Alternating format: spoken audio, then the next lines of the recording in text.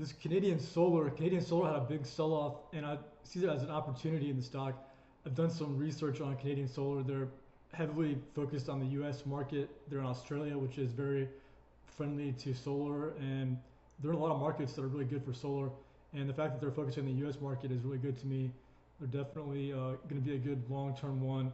And I see this one as a pullback. It broke some downtrend momentum that has been in for a while. Is the future fuel? This looks like a bull flag here. Definitely a clear bull flag here above this level. So I got some good technicals. And the BLDP is another one I traded. It's got a decent amount of sell volume on there. Not so sure about this one over the next few months here, but I do like this one too though. There's another fuel cell play.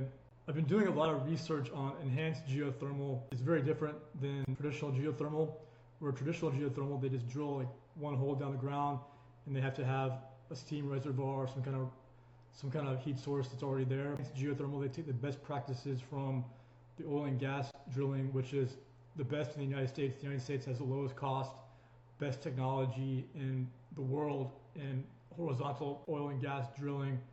And they do horizontal wells just like that, and they basically just they drill into the heated rock and they heat up the water and it comes back up and it runs a 24/7 like steam turbine, and it's 24/7 365, and it's really good technology that is just not taking off. This is an emerging technology. There's only about 3 years of commercial scale proven, and Fervo Energy did a Google data center. They've been adding some power for Google. That was in 2023. The forecast, this is just one research source. There's other sources that are very similar and even more bullish, some of them. And this is the installed geothermal capacity in gigawatts over here on the left. And right now, geothermal makes up like less than 1% of the U.S. electric grid power. It's like 0.5% actually. And that's gonna rise dramatically, and it could go up to 15% in the next like 10, 20 years. And we've got 100 gigawatts is kind of like a baseline by 2040. So that's a lot from where it's at now. I mean, it's virtually like nothing now, and it's just I'm really early on this. It's a new emerging industry. I don't know how long it's going to take to really get traction. Like, there's more capital coming into it now, obviously, because Fervo is doing their IPO, and the Fervo IPO is coming up. I believe it's on the 13th. Is a source I found that's going to be in the 13th is when they're going to IPO under ticker FRVO, and Fervo is the leader in enhanced geothermal scale, and they're building a huge.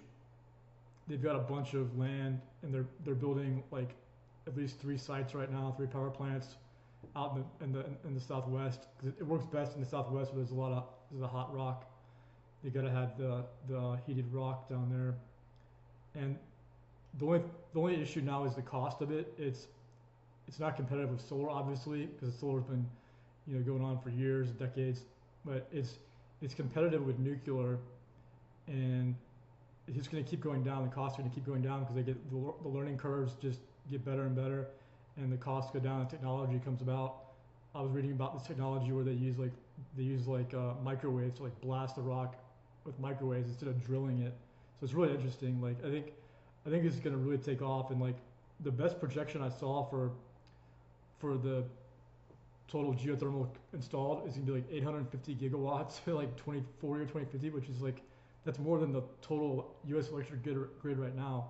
And it could be really incredible what it could do for the grid and for data centers, because data centers, it works perfectly for them because they don't need electricity to cool it. It can use the heat exhaust air cooled systems that cool off the data center instead of having to use water, because one of the data centers, some of them take a lot of water to cool off. And one of the things about Fervo is they're in debt. They're obviously not profitable yet because they just started up. Like they just started in 2017 building, and they've just got investors more recently, and they do have $7 billion in pipeline and power purchase agreements. They have a 7 million pipeline with Google, which I don't really, like, nobody's aware of this.